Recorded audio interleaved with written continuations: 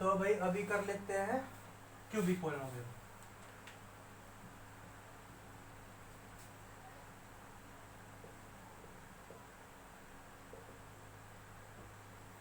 Cubic polynomial, cube का मतलब क्या होता है 3, ठीक है। तो जिसका डिग्री आपका कितना चल रहा हो, 3 चल रहा हो, having degree d equal to 3। मतलब पॉलिनोमियल्स होंगे आपके सामने, उनके अंदर एक वेरिएबल हो या फिर एक से ज़्यादा वेरिएबल हो, एक से ज़्यादा वेरिएबल हो तो उनका भाई पावर ऐड हो जाएगा। अगर एक वेरिएबल है तो उसकी पावर, एक अकेले की पावर देखेंगे, ठीक है। बट पावर ऐड होने के बाद या पावर अकेला है, उसकी मैक्सिमम पावर आपकी 3 होनी चाहिए, तभी वो क्यूबिक बोला जाएगा। अगर 3 से ऊपर चला गया तो वो क्यूबिक नहीं होगा, ठीक है। अगर 3 से नीचे रह गया तो क्वाड्रेटिक या लीनियर हो जाएगा।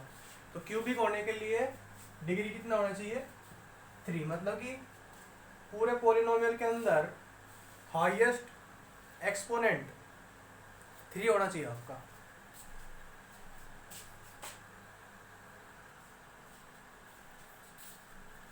ठीक है भाई। तो अभी थर्ड डिग्री टॉर्चर की बात कर लेते हैं।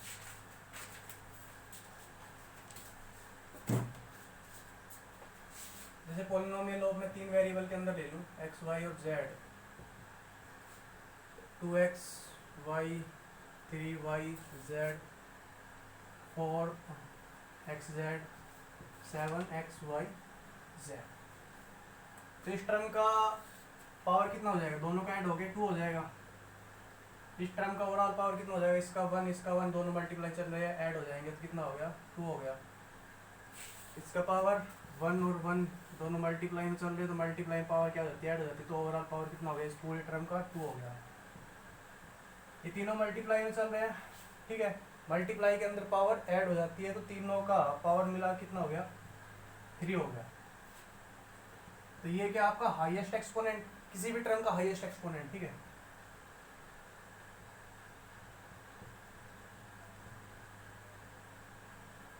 कितना है, 3 है।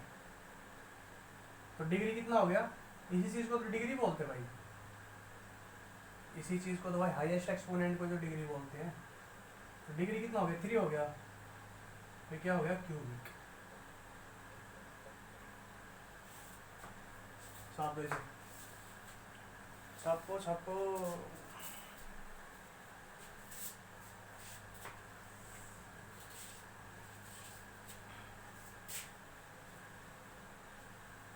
मैंने आपको अपोन वाला केस नहीं करा है ना। देखो आपको पता मल्टीप्लाई में पावर ऐड हो जाती है और अपोन में पावर सब्ट्रैक्ट हो जाती है। तो अगर मैं आपसे अपोन वाला केस लेके दिखाऊं तो ये ले, एक्स स्क्वायर वाई स्क्वायर और जेड, ठीक है। तो ऊपर वाले की देखोगे आप 2 2 2 2 2 1 मल्टीप्लाई में चल रहा है तो ऐड हो जाएगा। तो ऊपर वाले का सॉरी सॉरी, पर फोन के अंदर से कोरोना वायरस निकल गया। देखो ऊपर सब कुछ मल्टीप्लाई में चल रहा है, तो ऊपर की पावर कितनी हो जाएगी ओवरऑल ऐड करके, 5, ठीक है। तो मैं नीचे रख देता हूँ आपका z, सॉरी x और y रख देता हूँ। तो नीचे की ओवरऑल कितनी हो जाएगी ये, 2। जब ये ऊपर जाएगा आपको पता, मतलब कि अपोन में होता है, तो अपोन में होता है तो ओवरऑल क्या होता है, सब्ट्रैक्ट हो जाता है, 5 माइनस 2। तो इस पूरे का ओवरऑल देखोगे ना, वो कितना मिलेगा, पावर 3 मिलेगा, क्योंकि 5 ऊपर है 2 नीचे चल रहा है, तो जब नीचे वाली ऊपर जाएगी तो सब्ट्रैक्ट हो जाएगी। ऐसा ही होता है ना पावर के केस में, नीचे वाले नीचे से ऊपर आती तो वो माइनस हो जाती है, माइनस हो तो सब्ट्रैक्ट हो जाएगी। ऊपर वाली पावर ओवरऑल आपकी 5 चल रही थी, नीचे वाली पावर ओवरऑल आपकी 2 चल रही थी, तो 5 के अंदर से 2 गया तो 3 बचेगा। तो इसकी ओवरऑल पावर कितनी बचेगी भाई, 5 माइनस 2 ये। एक्चुअल में इसका डिग्री बात किया जाए इसका पूरे कंप्लीट का,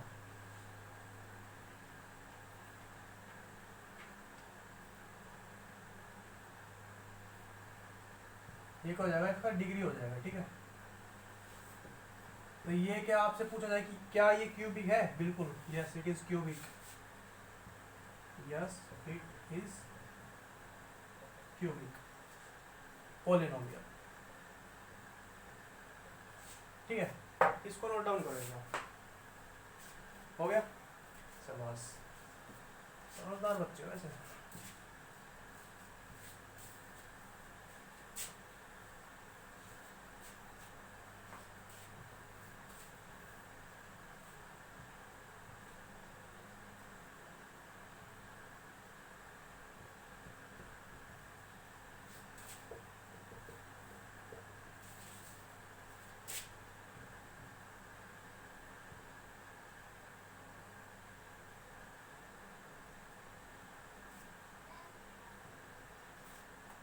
इसका पूछ ले, तो इस टर्म का हाईएस्ट एक्सपोनेंट कितना चल रहा है, 1। इस टर्म का एक्सपोनेंट 1 चल रहा है। इस टर्म का देखना एक बार, ऊपर से देखो 2, ये 1 मल्टीप्लाई होने के बाद ऊपर से कितना आ रहा है 4, नीचे से कितना है 1 है, तो ओवरऑल कितना हो जाएगा 4 माइनस 1 इक्वल टू 3। तो इस टर्म का 1 चल रहा है, इस टर्म का 1 चल रहा है, इस टर्म का 3 चल रहा है, तो इसका डिग्री कितना हो जाएगा, इसका ये हाईएस्ट एक्सपोनेंट है।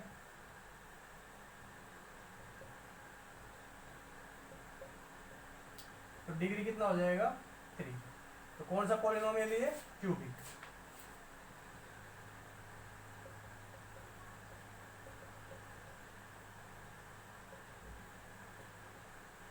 ठीक है, note it down.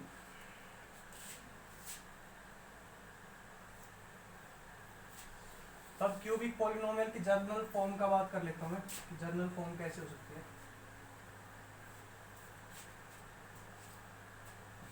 Single variable में बात करूँगा, क्यूबिक पॉलिनोमियल इन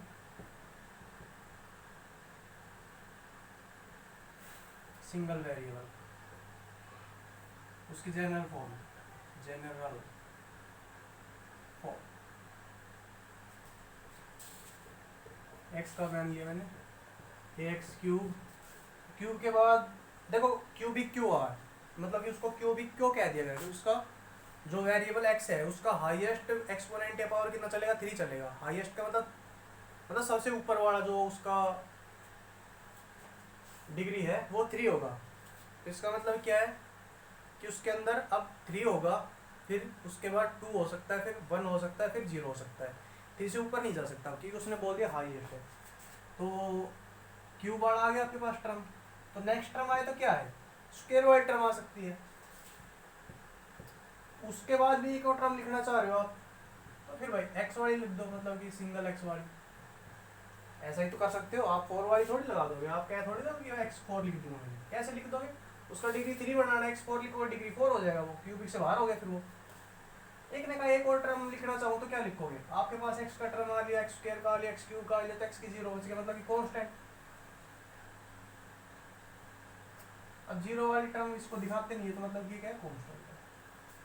ठीक है, अब वैसे ही आप b को 0 बना सकते हो, जैसे ही b 0 बनेगा एक्स स्क्वायर वाली टर्म आपकी गायब हो जाएगी। मतलब कि जब भी वो लिख के देगी भाई, कुछ भी लिख के दे क्यूबिक वाले में, और एक्स स्क्वायर वाली टर्म आपके पास नहीं, इसका मतलब आपको समझ जाना है कि उसका कोएफिशिएंट जो b है ना वो 0 चल रहा है। ठीक है, तो b आपका 0 हो सकता है, c भी आपका 0 हो सकता है। मतलब जब भी एक्स क्यूब वाली पॉलिनोमियल आपके पास चल रही है और उसके अंदर एक्स वाली टर्म गायब है, इसका मतलब टर्म तो प्रेजेंट है, एक्स वाला प्रेजेंट तो है, बट एक्स का जो कोएफिशिएंट है सी वो 0 चल रहा है। ठीक है, तो सी भी 0 हो सकता है। कई बार हो सकता है कि मतलब कांस्टेंट टर्म ना लिख के, इसका मतलब जो कांस्टेंट है वो 0 चल रहा है, मतलब इनकी वैल्यू 0 हो सकती है, मे बी 0। बट भाई ये जो है ना, ये 0 नहीं हो सकता। यहाँ पे लिख लो a can't be equal to 0। एक बार इसको ऐसा कैसा ना छाप दो, फिर दिखाता हूँ 0 क्यों नहीं आ सकता। ठीक है, छप गया। अब देखो, एक कलाकार ने कहा कि मैं तो 0 रखूंगा, कर लेके करेगा, मत आ जा। उसने कहा कि 0 रखा आपने, इफ a इक्वल टू 0, मैंने कहा ठीक है रख ले, मेरे बाप को क्या करता है, आ जा। इनकी वैल्यू होगी कुछ पता नहीं क्या चल रही है।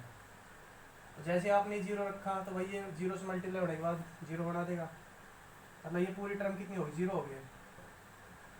बी एक्स स्क्र प्लस सी एक्स प्लस डी, और जीरो को दिखाते ही नहीं है, तो दिखाना चाहो दिखा दो, मैं तो अगली लाइन में लिख दूंगा। ये ले, अब आपसे पूछ लिया जाए कि ये आपका क्यूबिक है, क्यूबिक नहीं, क्योंकि इधर आपका डिग्री कितना चल रहा है, 2 चल रहा है, ये क्यूबिक नहीं क्वाड्रेटिक हो गया। तो जैसे ही आप ए को जीरो बना दोगे ना, तो वो आपका फिर क्यूबिक नहीं रहेगा। क्यूबिक रखना है ना तो आप उसका कोएफिशिएंट जीरो नहीं बना सकते। अरे जीरो बना दे पूरी टर्म को जीरो कर देगा, पूरी टर्म गायब मतलब क्यूब गायब, क्यूब गायब मतलब क्यूबिक गायब, फिर वो क्यूबिक कैसे रहेगा? नॉट अ क्यूबिक पॉलिनोमियल, ठीक है।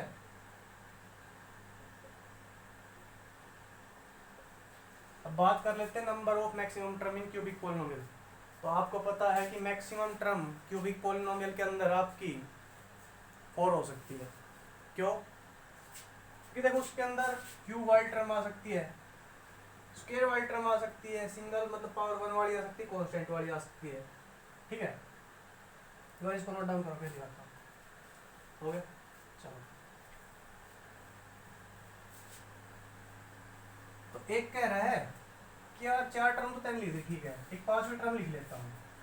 मैंने कहा लिख ले शौक से, उसने कहा इधर लिखता हूँ, ठीक है। उसने कहा कि x की पावर 4 वाली टर्म लिख देता हूँ, मतलब 7x4 लिख देता हूँ। मैंने कहा कि x की पावर 4 टर्म लिख तो दी, पर ध्यान तो दे ले इधर मोटे दिमाग के। जैसे पावर 4 रखी तो हाईएस्ट पावर कितनी होगी, 4 होगी, तो इसका मतलब डिग्री कितना हो गया, 4 हो गया। अब ये क्यूबिक बन गया, फिर मतलब डिग्री तेरी 4 आ गई, तो क्या ये अब क्यूबिक पॉलिनोमियल है? नहीं है, और इसको क्यूबिक ही रखना है, मतलब कि पावर टर्म तो ऐड करनी है, बट इस हिसाब से ऐड करनी कि वो क्यूबिक पॉलिनोमियल ही रहे, ठीक है। लिख रहा हूँ इधर मैं, क्या क्यूबिक पॉलिनोमियल ही रहना चाहिए भाई, तब ऐड कर, ठीक है। घास मत काट। तो उसने कहा कि यार पावर 4 तो फिर मैं ऐड कर नहीं सकता, बिल्कुल नहीं कर सकते यार। जैसे पावर 4 ऐड करोगे वो क्यूबिक रहेगा नहीं, और आपने तो उसको क्यूबिक रखना है, तो आप इसको ऐड नहीं कर सकते, ठीक है। उसने कहा तो क्या करूँ, क्यूब वाली कर लूँ? मैं कहा हाँ वो कर ले। उसने कहा कि ठीक है 7x³ रख लिया, ठीक है, मैंने रख लिया। उसने कहा एक और टर्म ऐड कर लिया। मैंने कहा क्यूब वाली कर लिया, अब क्या करेगा, 4 वाली कर नहीं सकता, क्यूब वाली तेने कर ली, तो अब तेरे पास ऑप्शन क्या है, स्क्वायर वाली टर्म। मैंने कहा ठीक है, तो उसने स्क्वायर वाली टर्म ऐड करा दी, 5x² कर दी, ठीक है। उसने कहा एक और करूँगा, मन नहीं भरा। मैंने कहा ठीक है, अब क्या कर सकता है, पावर 1 वाली टर्म ऐड कर सकता है, ठीक है। उसने कहा यार एक और, वंस मोर। मैंने ठीक है आ जा। तो भाई देख मैं कहूँगा उसको, तेने भाई पावर 3 वाली टर्म ऐड कर ली, 2 वाली कर ली, 1 वाली कर ली, अब तेरे पास एक ही ऑप्शन है, 0 वाला। 3 से ऊपर जा नहीं सकता, 3 से ऊपर जाएगा तो क्यूबिक रहेगा नहीं वो, तो 0 वाला मतलब कोई कांस्टेंट नंबर ऐड कर रहा हूँ। उसने कहा कि ये ले यार, ठीक है, ओके। अब मैं जरा ABCD की कुछ वैल्यू रख देता हूँ। इधर 1 ही रख दी, B की वैल्यू मैंने 2 रख दी, C की वैल्यू मैंने 3 रख दी, D की वैल्यू मैंने 5, ओके।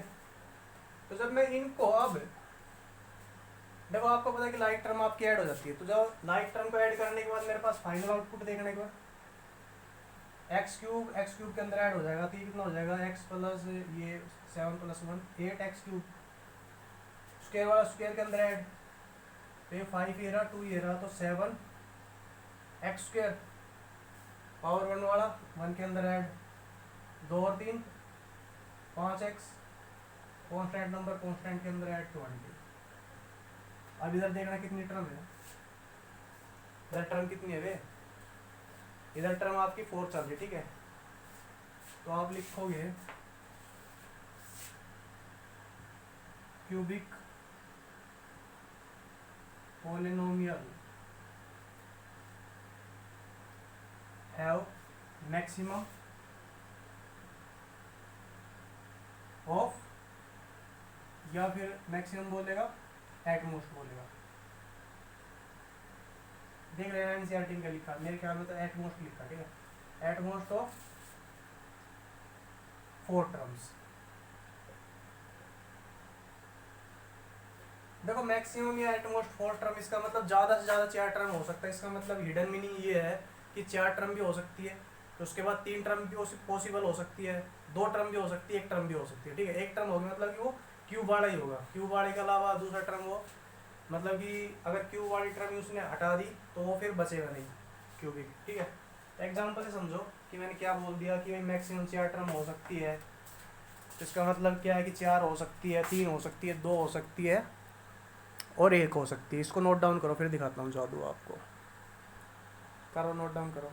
कर लिया? देखो उसने आपको पॉलिनोमियल आपको ये दे दिया, ठीक है, कि polynomial of x define as 6x³ minus x।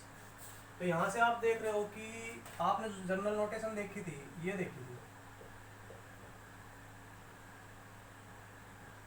ऐसा कुछ देखा था आपने, तो उसके हिसाब से आपका x वाला टर्म है, बिल्कुल है, x³ वाला है, ये टर्म और ये टर्म मिसिंग है, मीन्स x वाली एंड कांस्टेंट,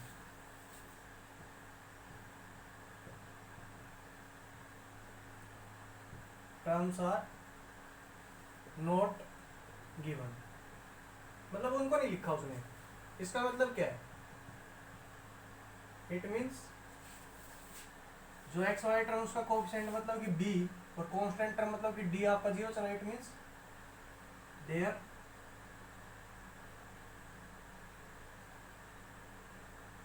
कोफिशिएंट्स कौन कौन से भाई b एंड d 0 चल रहे हैं।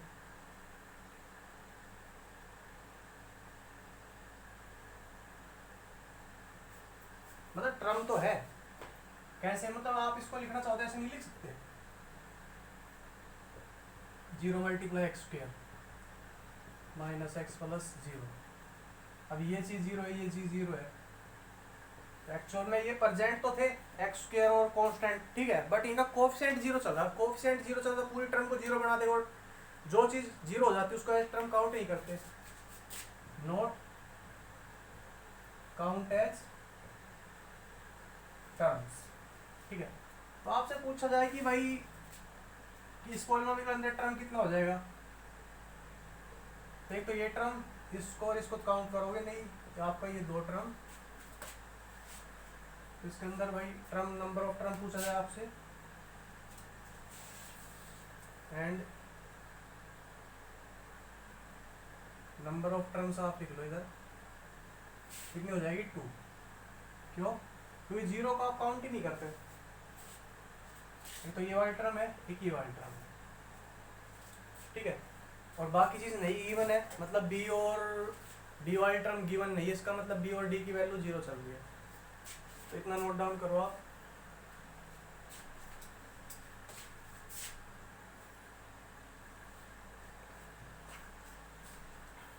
और वीडियो थोड़ा शेयर कर दिया करो, लाइक कर दिया करो, और कमेंट में भाई अपना जो आपका महान नाम है उसको लिख दिया करो।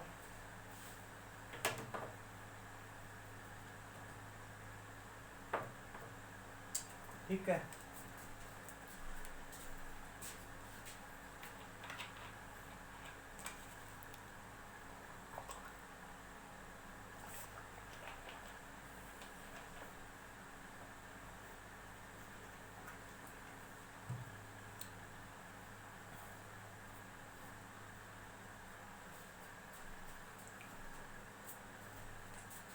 बाकी आपका भी जीरोज ऑफ पॉलिनोमियल के ऊपर बात करेंगे, फिर जीरो ऑफ पॉलिनोमियल से आपका जो सेकंड चैप्टर स्टार्ट हो जाएगा, ठीक है, मतलब आपका